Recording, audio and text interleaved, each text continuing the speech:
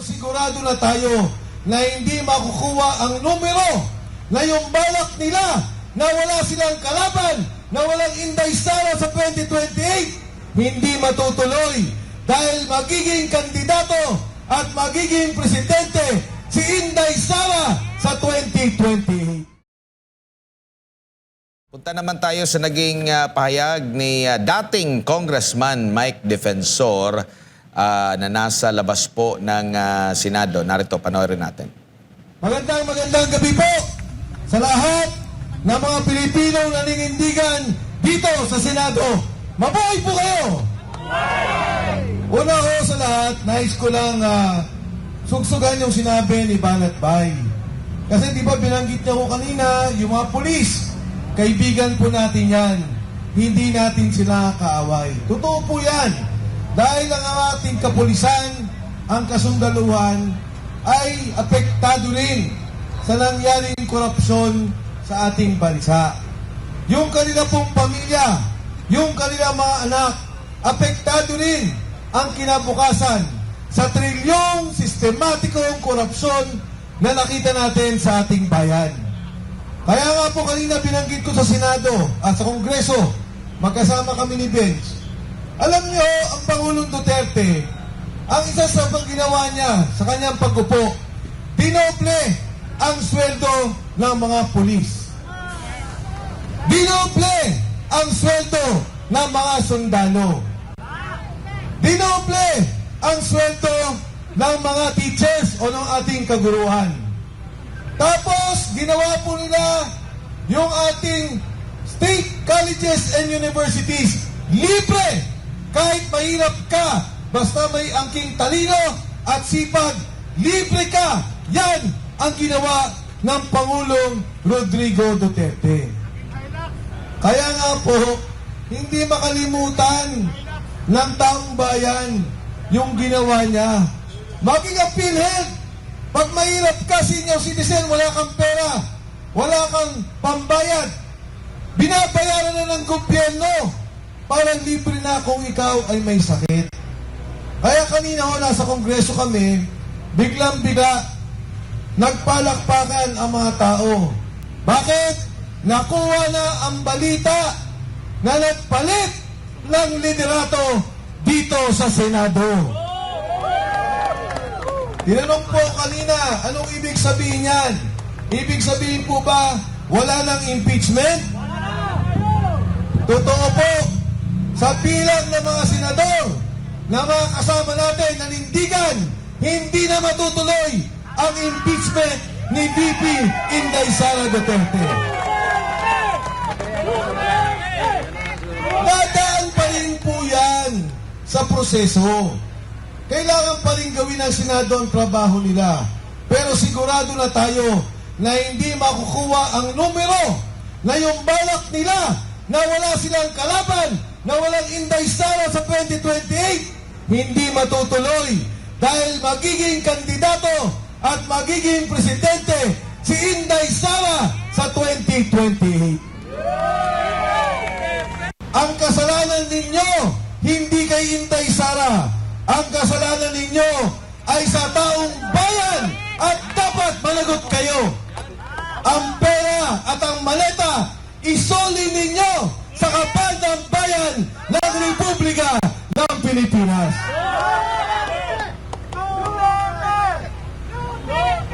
Yung pong panandaliang saya, biglang nagkagulo.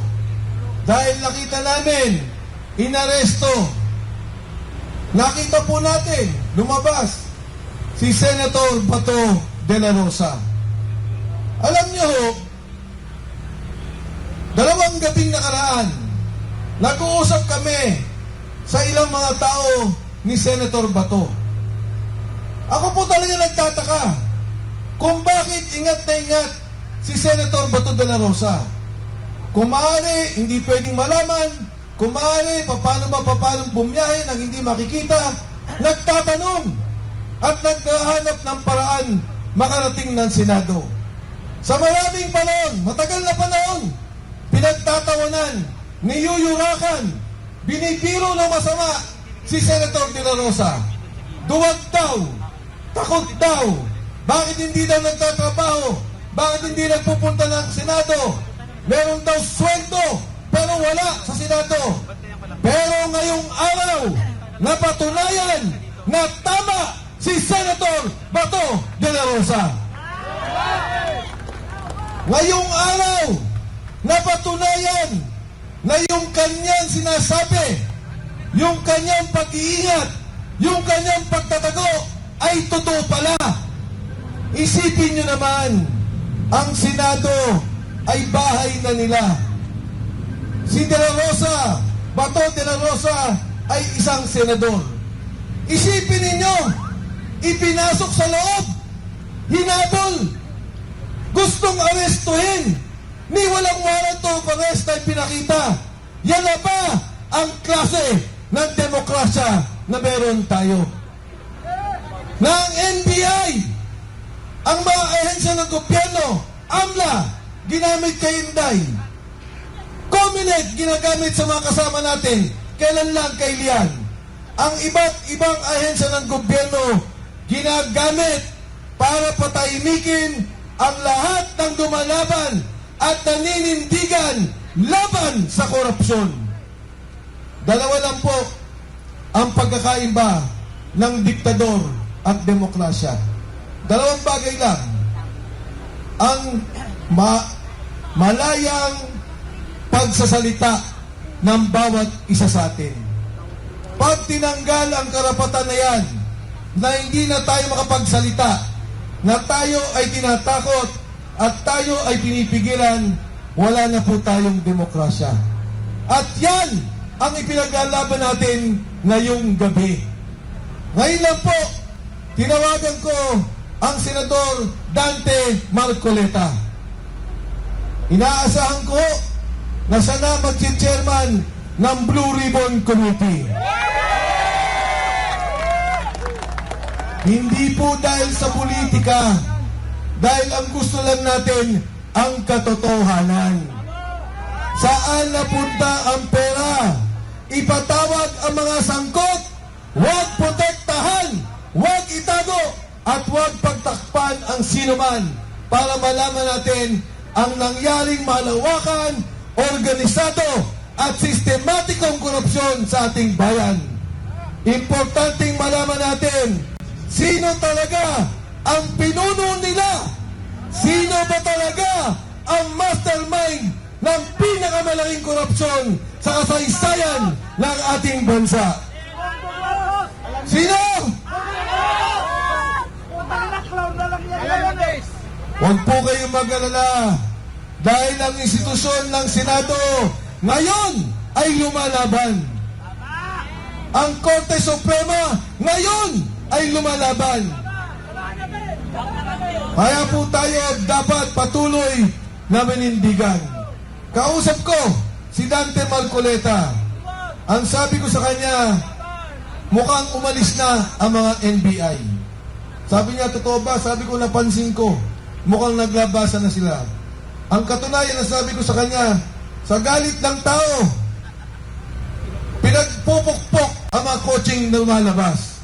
Kaya sabi ko, bago ka lumabas, tawagan mo ako, baka pati kotse mo mapukpok ng tao. Pero ang sabi ko kay Dante Marcoleta, ano ang gagawin namin? Ang sabi niya, kung maaaring makiusap, samahan niyo pa kami. Samahan niyo pa kami dahil hindi namin alam kung ano ang pag-iisip ng mga tao ng NBI na baka muling balikan sila at nakpin si Senator Bato de la Rosa. Ang sabi ko sa kanya, huwag ka mag-alala. Pagod na mga tao. Marami hindi pa kumakain. Marami kaming kasama. Kanina pa, nandoon sa Kongreso, sa init. Pero hanggang ngayon, lumalabang kami at naninindigan. Hanggang ngayon, patuloy at may lakas kami dahil naniniwala kami sa prinsipyo na aming pinaglalaban. Tama? Kaya mga kasama, sa gabi pong ito, magsama-sama pa rin po tayo. Hintayin po natin kung ano ang sasabihin ng ating mga kasama sa loob. At tayo po ngayon, aming mensahe kay Senator De La Rosa, manindigan ka, nandito kami. At sa ating pong Senado, sa liderato ngayon ni Senator Alan Peter Cayetano, manindigan ka, Senate President Cayetano, nandito kasama mo ang sambayan ng Pilipino. Mabuhay ang Pilipinas! Yan po ang talumpati ni Congressman o dating Congressman Mike Defensor. Diyan po yan sa labas ng Senado kung saan po ay marami pong mga supporters ng dating Pangulong Rodrigo Duterte at mismo ng Senador Bato de la Rosa ang nandyan mismo ngayon. Kahit ngayong gabi ay nagtitipon-tipon pa rin po sila para po iprotesta. Itong ang ginawa ang tangkang pag-aresto kay Senator Bato de la Rosa. At narinig nyo naman po yung naging talumpati ni Mike Defensor na kung saan ay suportado nga nila itong pagbabago ng liderato dyan sa Senado at umaasa at positibo sila na itong impeachment laban kay Vice President Sara Duterte ay hindi matutuloy daw sa ilalim ng bagong liderato ngayon ng Senado. Kaya tuloy-tuloy po ang ating pagtutok dyan po sa loob at labas ng Senado. Kaugnay nga po dyan sa dito nga sa tangkang pag-aresto kay Senator Bato de la Rosa. Pero yung NBI po, kung yung maalala, ay nagbigay ng pahayag na hindi po nila aarestuhin. Huhulihin itong si Senator Bato de la Rosa ngayong gabi.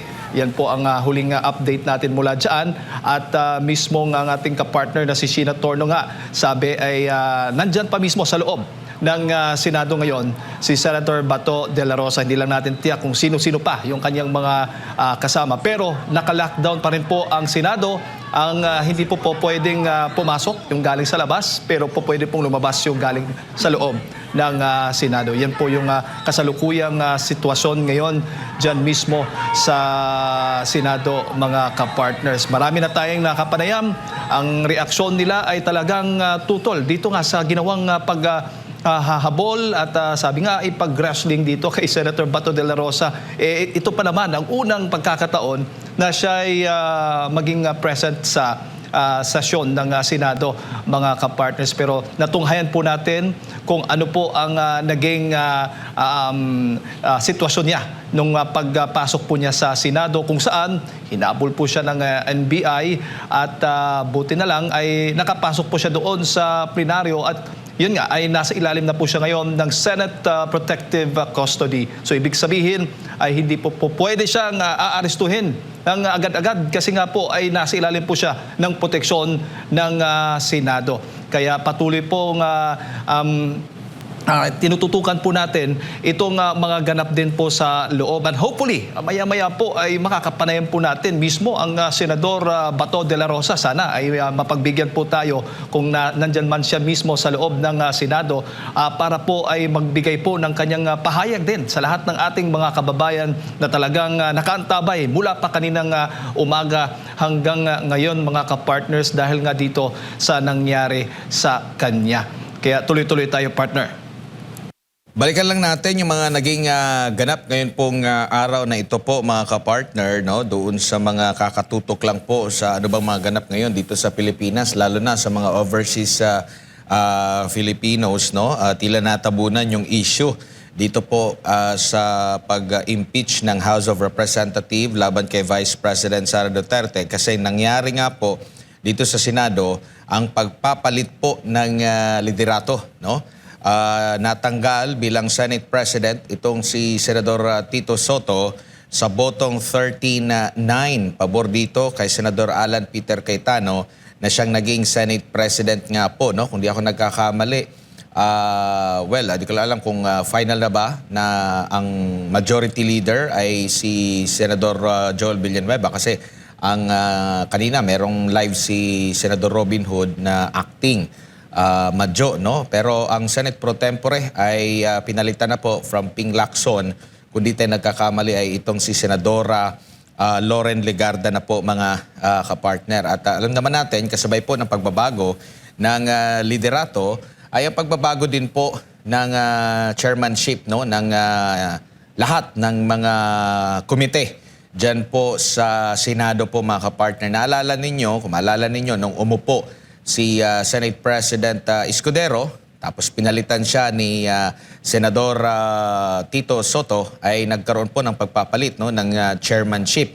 At kabilang nga po dito yung chairmanship sa Senate Blue Ribbon Committee na dati pinamumunuan ni Senador Rodante Marcoleta, at pinalitan po siya ni Senador Ping Lacson. Kaya naantabayanan ng ating mga kababayan na kung babalik na ba bilang chairman ng Senate Blue Ribbon Committee ito pong si Senador Rodante Marcoleta, dahil marami na po ang gusto na marinig ang testimonya noong tinaguriang Brave 18, kasi marami pang mga kulang doon sa mga kwento po matapos nga pong ma-uncover ito nga pong maabot na ba ng trilyong pisong halaga ng corruption po, lalo na sa issue po ng flood control, no?